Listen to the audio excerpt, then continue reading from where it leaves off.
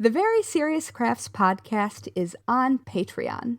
Visit patreon.com/seriouscrafts to support our podcast, find out about our Patreon half-stitched episodes, and more. Hello, and welcome to Season 4, Episode 3 of the Very Serious Crafts podcast. I'm Mollie from Wild Olive. And I'm Haley from Red Handled Scissors and the Bones and Bobbins podcast. Today, we'll be talking about things we'll never make. That's right. Did you ever think that this would be a topic? Like, we make a lot of things. Did you ever think we would talk about things we would never make? Oh, well, no, because I figured we would eventually get around to making them all. Most of the things. I will say, yeah. My first thought when considering this topic is never say never. I mean, we are definitely dooming ourselves to making all of these things by recording this podcast. That is true. We'll have documentation of our hypocrisy or something. But or our perhaps over eager dismissal. There. That's a very nice way to say that. I think when I've considered what we're going to talk about today, I don't want to get ahead of us too much. But basically, it was like realistically, are these things ever going to happen? Probably not. All I'm saying is we've had bad ideas before. That's true. Before we jump into actually talking about things. Yes. Let's talk about a good idea first. Yes, please.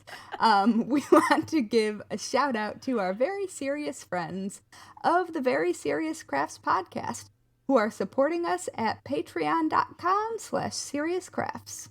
Many thanks to Hallie, Haley, and Catherine. You're the best. Thank you very much, friends.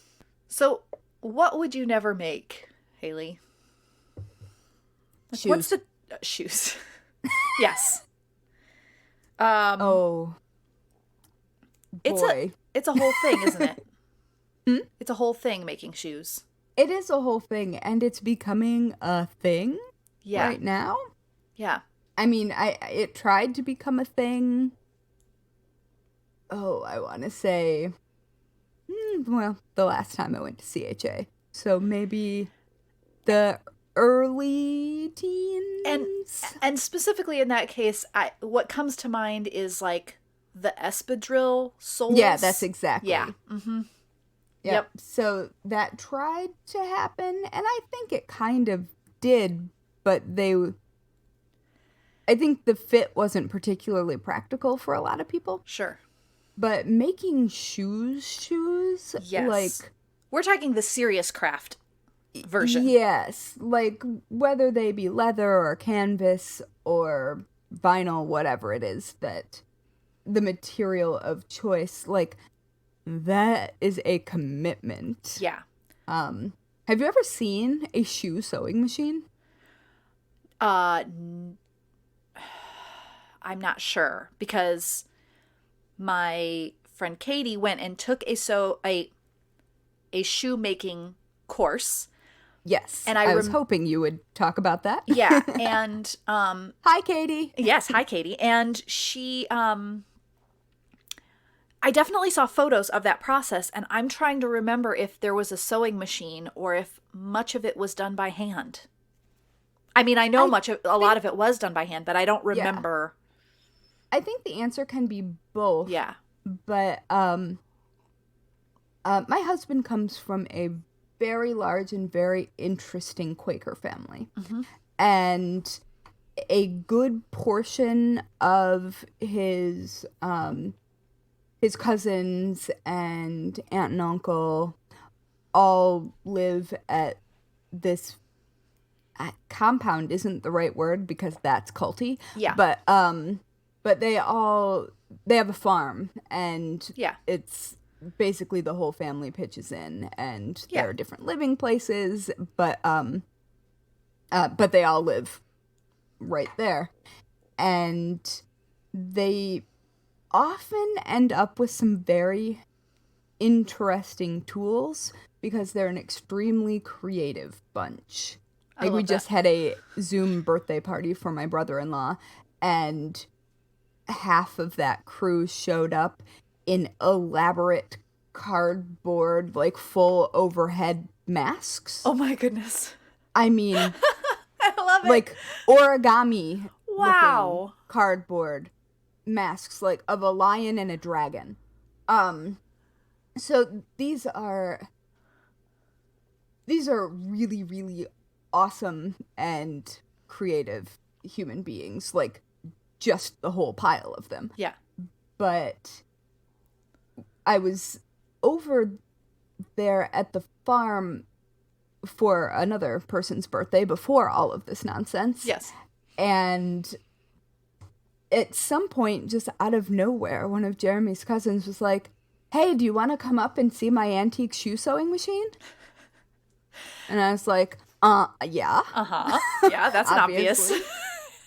And it is so weird. It's a boot sewing machine, specifically. And I think I definitely took a picture of it. So oh gosh, I don't even know where in the world it would be, but I can probably find it. But it's hand crank. Okay. I'm Googling right now. Oh yeah. To just get some views here on this. Okay. You know, like the boot stands for, like, resoling things? Yeah. I mean, even if you haven't ever used one, I think most of us have probably seen one. Sure. Yeah. Or can imagine it. But it's like that with a sewing machine above it. Yeah. And it is interesting. Like, I feel like it could sew through my arm. Well. So if I had access to that, I might change my mind. Yeah. So, yeah, okay. So, first of all, I just want to say, when it comes to, like, a shoe cobbler, just to get in a nice bit of a dad joke here, really, the only kind of cobbler I want is going to be like Peach or something. But, although I might want a cobbler to cobble some shoes for me. I would have been so disappointed if you hadn't. I know, I could have just passed by that, but it was right there. But this actually leads in right to one of the things that came to mind for me, which is I could make, but I am very, very unlikely to make a leather purse. Now, a couple years ago, I think, I did a roundup of leather purse or faux leather purse sewing patterns for the spruce.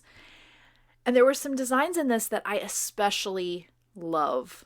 They're very simple. They're like, very classy, classic styles of purse. There's a clutch purse that I like.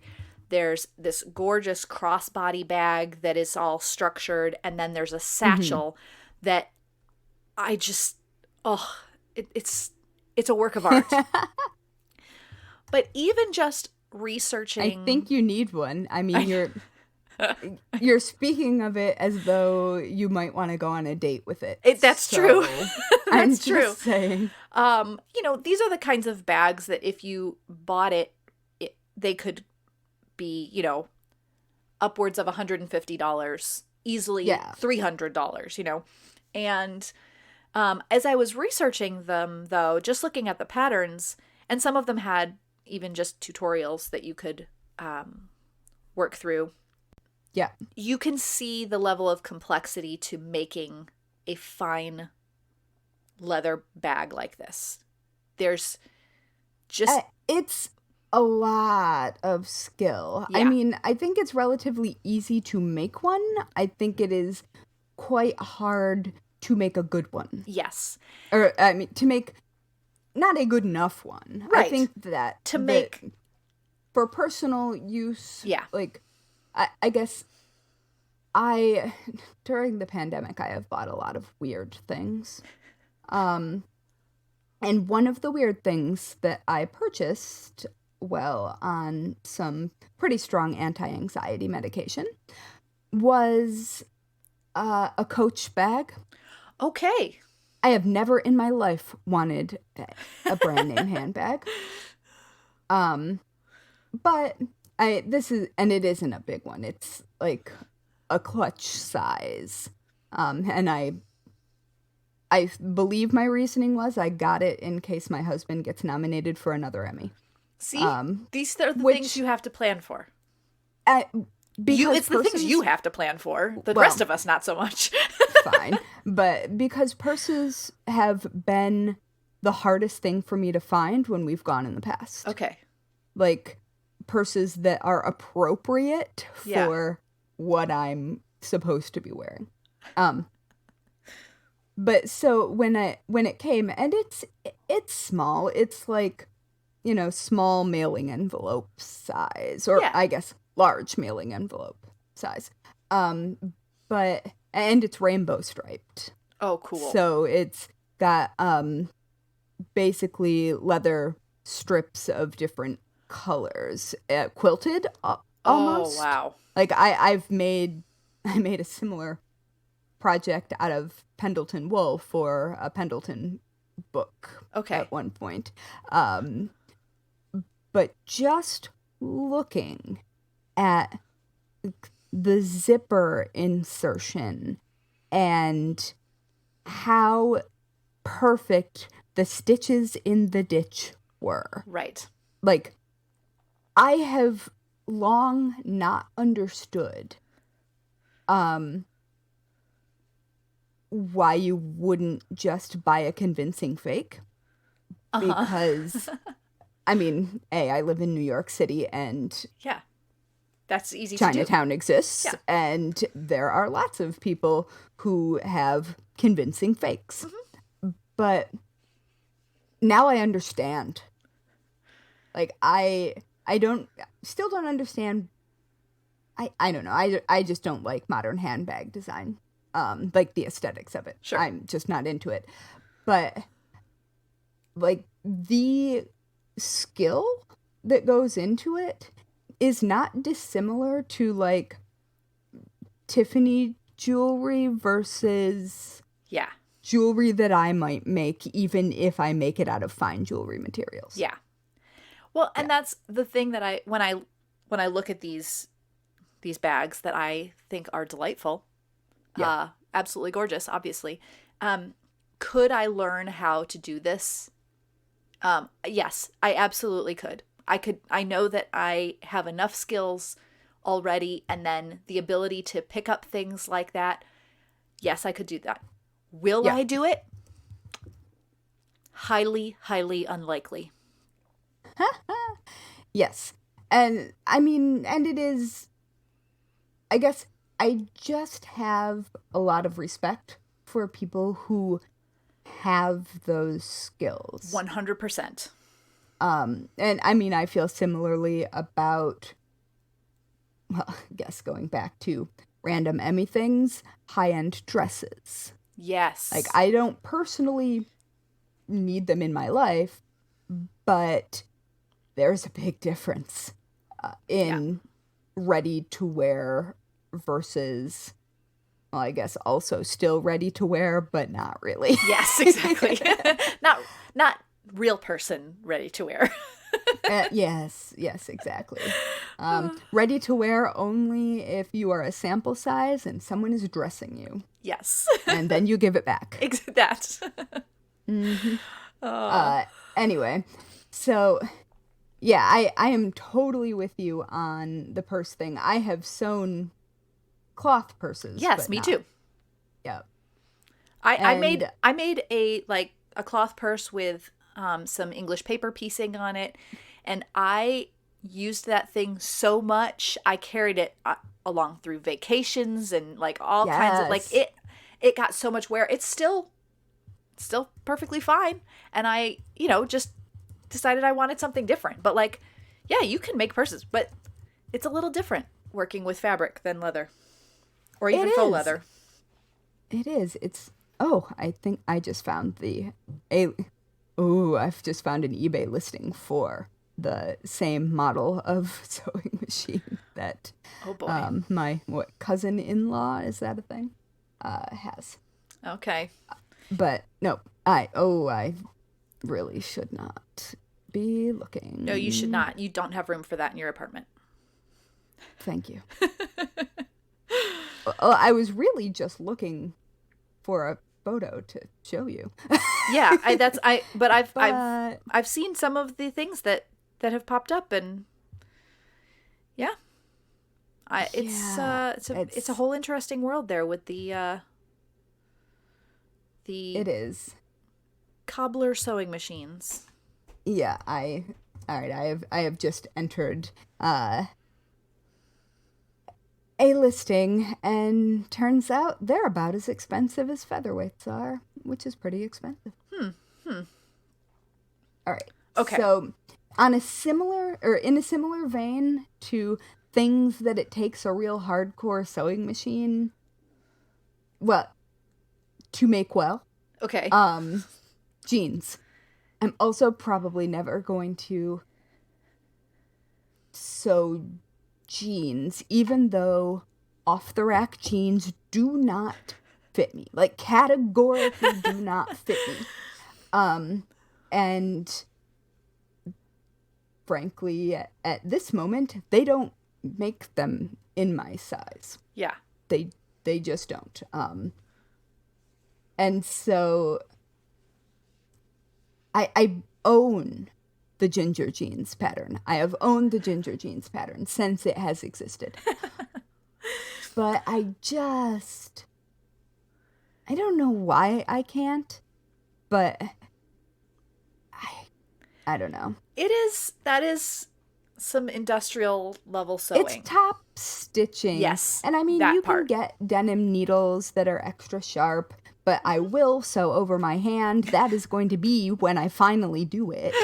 And yeah, and I see everybody making such beautiful jeans, and my butt and my waist would really like me to jump right on into that, but I have to say that's like another example though of where you have to have a lot of respect for how off the rack jeans are made, because it's really easy to people don't always remember a human made those. Yeah, a human made all of the things. It wasn't just a machine that output those jeans. There are very skilled human beings making those jeans for a very low amount of money, and even so the expensive ones, right? Like they're even the people who are paid a decent wage, they're still being paid a small amount of money for their skill level because they can do it so fast. It's incredible. Yeah, I mean, just imagine how. Well, I can't. Frankly, my Bernina might sew that fast. Yeah. But sewing with an industrial sewing machine is like taking your life into your own hands. Right. And then the level of accuracy, because, as you said, the top stitching on a pair of jeans. Whoa. I mean, if it isn't straight, everybody knows. Yep. Yeah. And I mean, even on like the most inexpensive brands of jeans, which by the way don't take any less skill to produce, they just use cheaper materials or don't pay their workers. Just to be very, very clear about that. But like, even it like, I don't know how much jeans cost. Like you can a $15 pair of jeans from, I don't know, Walmart. Yeah.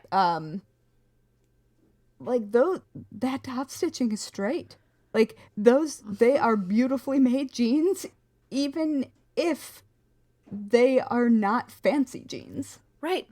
And then I think, like, take into account if you were making a pair of jeans for a toddler. Mm-hmm. It's really tiny. It's actually hard to sew tiny. It might take less time, but those skinny little legs, what? Oh my goodness. It's impressive. Yeah, well, and the proportions of a toddler are baffling anyway. So, but yeah, like, clearly garment workers they just don't get enough credit for no, they're what they deeply underappreciated. Yeah, in so especially many ways. when we talk about, like, when people get snobby about, I only wear me-made clothes. Well, that's really great, but literally everything is made by someone. Yeah. And I mean, it's great to be proud of yourself, and you should be. Oh, absolutely. It's not to take away from that. It's to just say but also acknowledge that, wow. Yeah. Yeah. And I mean, I have friends that can turn things out pretty fast. My friend Hannah, who isn't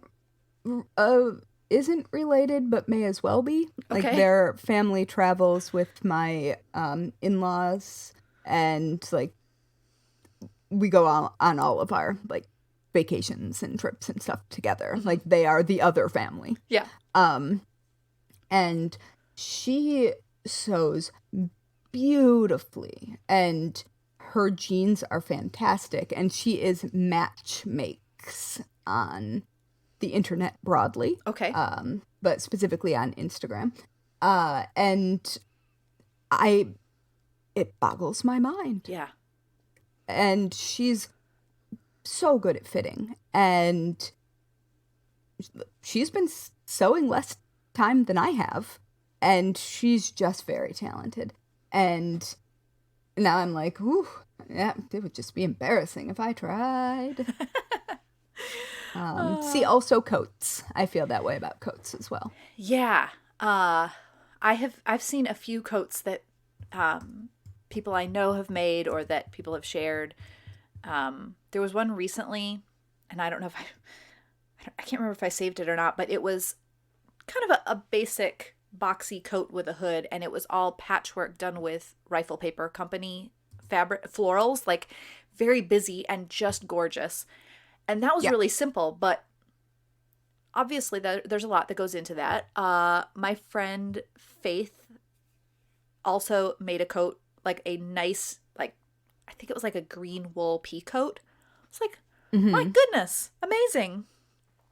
And I love coats. Yeah. Like, I never leave the house, so I don't think most people know this about me. But, I mean, during normal times, I don't leave the house. But I love coats, and I love vintage coats specifically. And I love vintage coats because they fit. I have the proportions of someone from the 50s. Yeah. As it turns out. If you were born during the Depression, your stuff fits me because your growth was probably stunted. Wow, that was dark. Hey. But also probably true. There you go. All right. Anything that is not clothing related that you are feeling the need to avoid? Well, this kind of could open up a whole category, but we have because I have like a family of crafters. There's always things from throughout the years, and also probably I would say, what would be the sewing equivalent of your eyes being bigger than your stomach? You know that expression? Your machine your stash being bigger than your container, I guess. Yeah, that's about right. Then your cupboard. Yes, that's it right there.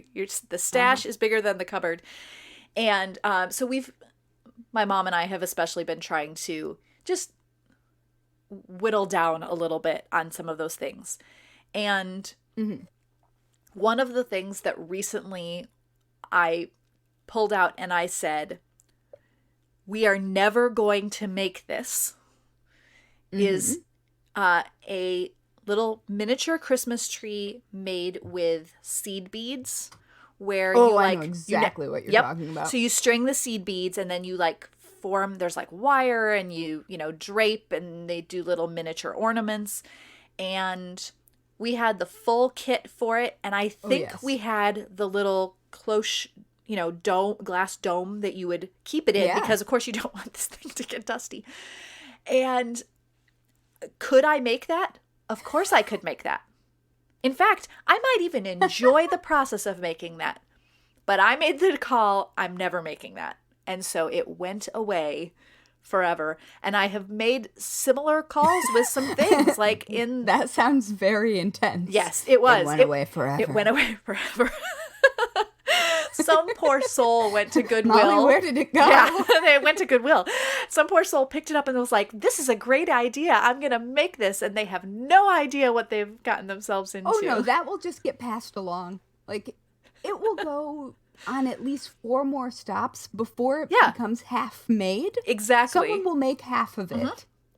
And then someone will put it back in the box and then donate it to Goodwill. And then someone will open it and find that it's half made and then throw it away. Yep, exactly. That's what's going to happen. Yeah. And I'm very sorry to doom that tree to this fate. But I mean, I think it was inevitable. Yeah. Although I will say you have done a good deed for bead kind. Yeah. You did send me those Halloween beading brooch things. Yes. And I feel like, and I'm going to make those. Yes.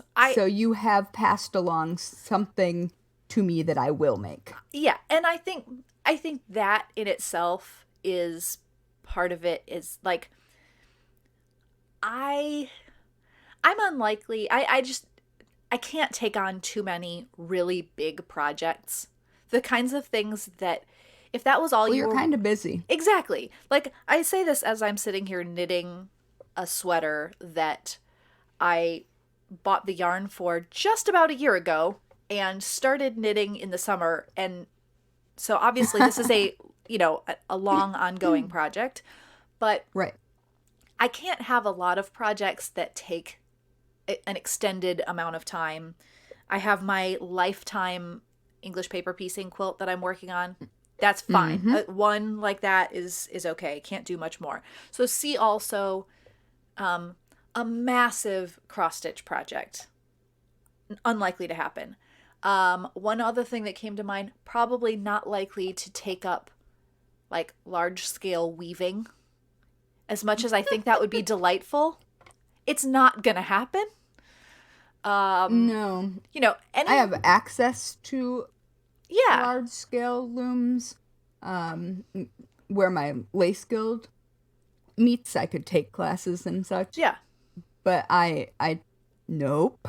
Yeah, that is just not a thing you need to do. Exactly. Like, there's a point where I go, is this a nice idea? Probably. But it's just, no, it doesn't need to happen. I can't do that.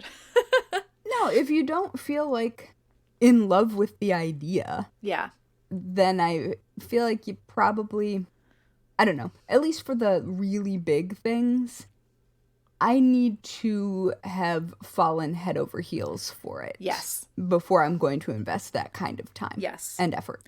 I might also say, like, I'm unlikely to do lace making. Like, that's probably never going to happen, as much as I think it's so gorgeous. Soothing. I don't think that's going to happen for me. Yes. Oh, I haven't talked about bobbin lace on here in a long time. I know. But, I haven't gotten my lace pillow out in an equally long time. Oh my goodness. I just realized that a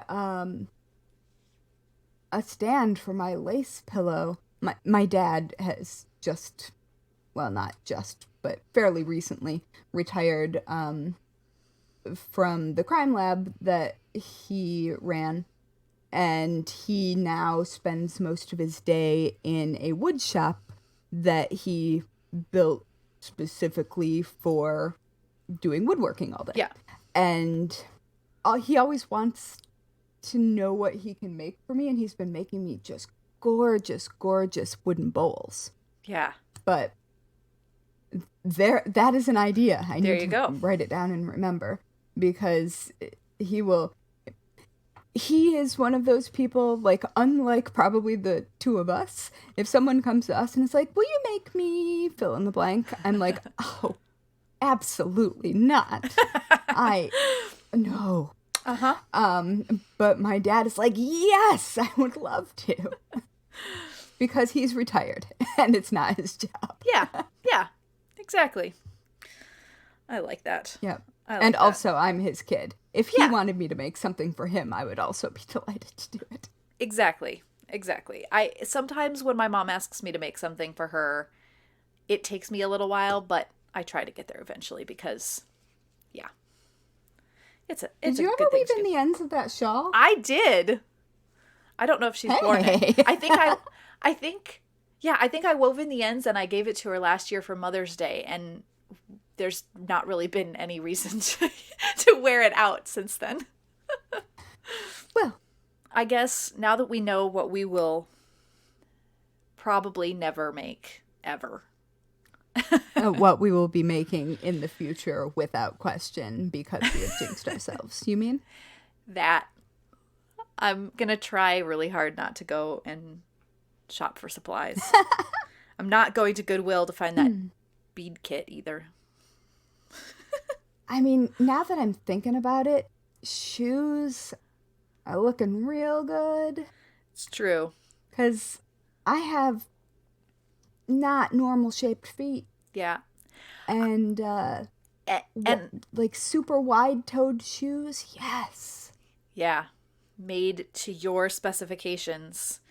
I did have the thought that if I were to make one of those beaded Christmas trees, that it would be so much more fun to make it not in traditional colors.